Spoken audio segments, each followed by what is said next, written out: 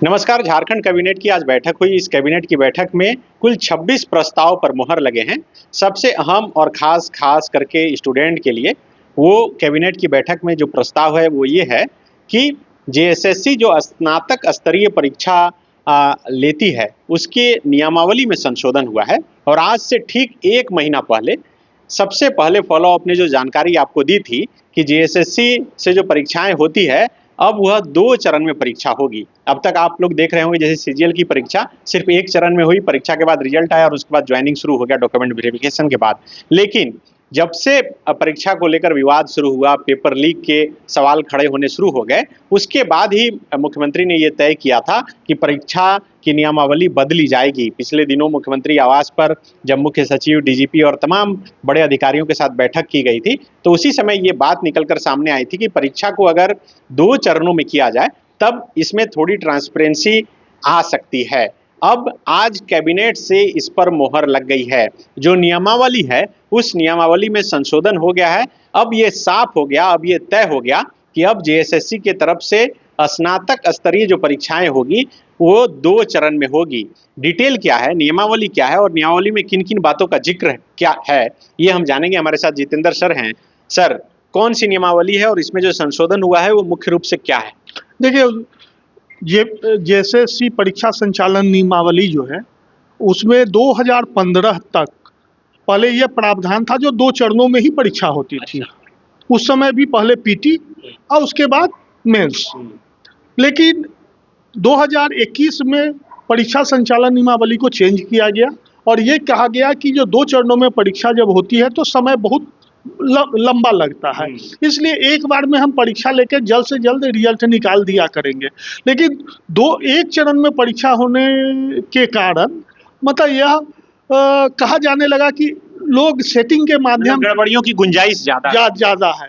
इसी को रोकने के लिए फिर से 2015 में जो लागू थी परीक्षा संचालन नियमावली तो उसको लागू किया गया है। इसमें अब प्रावधान किया गया है कि अगर आवेदन 50,000 से कम होगा, मतलब कोई परीक्षा की वैकेंसी निकली और उस वैकेंसी में 50,000 से कम कैंडिडेटों ने फॉर्म भरा तब एक ही चरण में परीक्षा होगी। तब एक ही चरण में होगा। तभी 50,000 से जब ज्यादा होगा तो 2 चरण में होगा।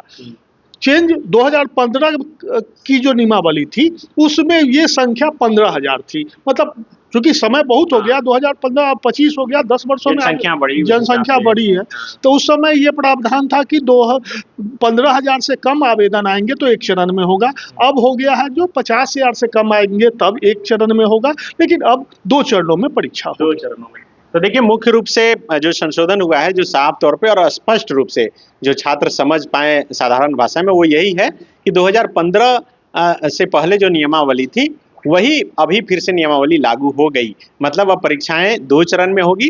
अंतर 2015 और अभी में यही है कि अगर कोई परीक्षा का फॉर्म निकला और उसमें 15,000 से कम आवेदन आते हैं तब वो 1 चरण में परीक्षाएं होती थी 2015 से पहले। अब जो संशोधन हुआ है, जो नया संशोधन हुआ है, इसमें यह है कि 50,000 तक अगर आवेदन आते हैं और उससे कम आते हैं तब परीक्षाएं 1 चरण में होगी। लेकिन 50,000 से अधिक आवेदन आते हैं और ज़्यादातर 50,000 से अधिक ही आते हैं क्योंकि परीक्षा की तैयारी करने वाले छात्रों की संख्या काफ़ी अधिक है और जेएसएससी से जो फॉर्म निकलते हैं हर किसी की उम्मीद होती है, लंबा इंतजार रहता है, तो 50,000 से ज़्यादा फॉर्म लोग भरते ही हैं। तो मानकर चलिए कि अब जेएसएससी से जो भी परीक्षाएं होगी और वो 2 चरणों में होगी। ये जो नियमावली है इसमें लिखा हुआ है स्नातक स्तरीय, तो क्या माना जाए कि सिर्फ ग्रेजुएट लेवल की जो परीक्षाओं के फॉर्म निकलेंगे सिर्फ उसमें उस परीक्षा के लिए ये 2 चरण वाला है? हाँ बिल्कुल, जो स्नातक स्तरीय प्रतियोगिता परीक्षा होगी उसके लिए है। और मैट्रिक स्तरीय बहुत कम होता है, बहुत रेयर एग्जाम ही नहीं होता है, बहुत कम होता है। मतलब सीजीएल के लिए खास तौर पे कहा जा सकता है। हाँ, सीजीएल के लिए तो बिल्कुल है क्योंकि स्नातक स्तरीय प्रतियोगिता परीक्षा थी और उसमें तो 2 स्तर पर परीक्षा होगी। तो इसके अलावा और कोई जो महत्वपूर्ण प्रस्ताव आज पास हुए जिसका जिक्र करना चाहें, जो हमारे दर्शक हैं उन्हें बताना चाहें? हाँ बिल्कुल, आज कैबिनेट में कुल 26 प्रस्ताव पारित किए गए जिसमें कुछ प्रस्ताव ऐसे हैं जो हाई कोर्ट ने आदेश दिया, उसके अनुसार सरकार को निर्णय लेना पड़ा। लेकिन जनहित से जुड़े, आम लोगों से जुड़ा हुआ जो फैसला है उसमें है, एक तो जैसे झारखंड राज्य आवास बोर्ड जो भू आवंटित करता है लोगों के बीच, तो पहले दिव्यांगों के लिए 3% क्षैतिज आरक्षण था, अब इसको बढ़ा के 5% किया गया है। इसी तरह एक पुलिसकर्मियों के लिए बड़ी खबर है, जो राज्य स्थापना दिवस पर सरकार सराहनीय सेवा के लिए पुलिस पदाधिकारियों और कर्मचारियों को मतलब मेडल देती थी, अब इसकी संख्या को बढ़ाया गया है। जैसे विशिष्ट सेवा के लिए जो पदक दिया जाता था वो पहले 10 था, अब उसकी संख्या बढ़ा के 21 कर दी गई है। दूसरा, जो पुलिस पदक था सराहनीय सेवा के लिए, उसकी संख्या 31 से बढ़ाकर 60 कर दिया गया है। और एक और बड़ा बदलाव ये किया गया है, जो पहले पुलिस पदाधिकारी और कर्मचारी को ही पुलिस पदक दिया जाता था, लेकिन अब सिपाही से लेके डीजीपी तक, डीजीपी स्तर तक के पदाधिकारियों, मतलब अब सिपाही को भी सराहनीय सेवा के लिए सम्मानित किया जाएगा पुलिस पदक से।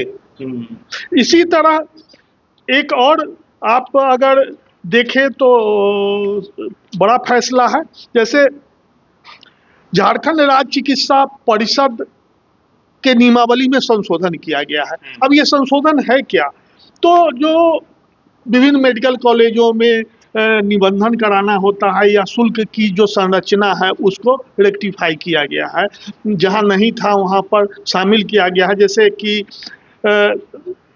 शुल्क संरचना का जैसे रजिस्ट्रेशन के लिए पहले 1000 रुपया लगता था, अब उसको बढ़ा के 2000 रुपया कर दिया गया है। जैसे किसी को कोई प्रमाण पत्र लेना है तो कोई पैसा नहीं लगता था, अब उसकी के लिए 1000 रुपये का शुल्क निर्धारित किया गया है। किसी तरह का उसमें संशोधन कराने पर उसमें 1000 का और शुल्क देना पड़ेगा। तो इस तरह का मतलब इस तरह के निर्णय लिए गए हैं। और जैसे कि खूंटी में महिला महाविद्यालय बनना है, तो वहाँ महिला महाविद्यालय के लिए 58 करोड़ रुपए की स्वीकृति दी गई है। ईचागढ़ में डिग्री कॉलेज बनना है, उसके लिए 39 करोड़ रुपए की स्वीकृति दी गई है। इसी तरह हिंदू धार्मिक न्यास बोर्ड जो है, जो काम करता है, उसको हमेशा पैसे की कमी रहती है, उसके लिए कोई फंड का आवंटन नहीं होता था। तो सरकार ने अब निर्णय लिया है कि हम हिंदू धार्मिक न्यास बोर्ड को प्रति वर्ष सुचारू संचालन के लिए 3 करोड़ रुपए दिया करेंगे। जेएसएससी को भी 31 करोड़ रुपए के आसपास दिया गया है। हाँ, जेएसएससी को भी 31 करोड़ रुपया वो परीक्षा के संचालन के लिए वो दिया गया है। बिल्कुल, 31 करोड़ 50 लाख रुपए परीक्षाओं के संचालन के लिए दिया गया है।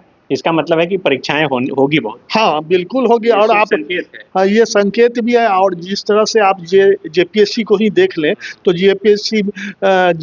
जेपीएससी का रिजल्ट निकालने के बाद, फाइनल रिजल्ट निकालने के बाद लगातार मतलब वो परीक्षा के आयोजन का गतिविधि वहाँ बढ़ गई है। अभी कल ही एक और विज्ञापन निकला है, वो मतलब क्या बोलते हैं उसको, ध्यान में नहीं है, कल भी एक विज्ञापन निकला है नियुक्ति के लिए। इस तरह मतलब डेली कुछ ना कुछ गतिविधि बढ़, आज भी वैकेंसियां कई निकली है अलग अलग। तो अब सरकार चाह रही है कि खास करके रोजगार जिन वादों के साथ फिर से सरकार दोबारा सरकार बनी है हेमंत सोरेन की, तो उसमें खरा उतरा जाए, जो नाराजगी है उसे दूर किया जाए और काम की गति को कैसे तेज किया जाए। आज आपने देखा कि मुख्यमंत्री हेमंत सोरेन ने सभी उपायुक्त के साथ वीडियो कॉन्फ्रेंसिंग के साथ मीटिंग की, कैबिनेट की मीटिंग थी।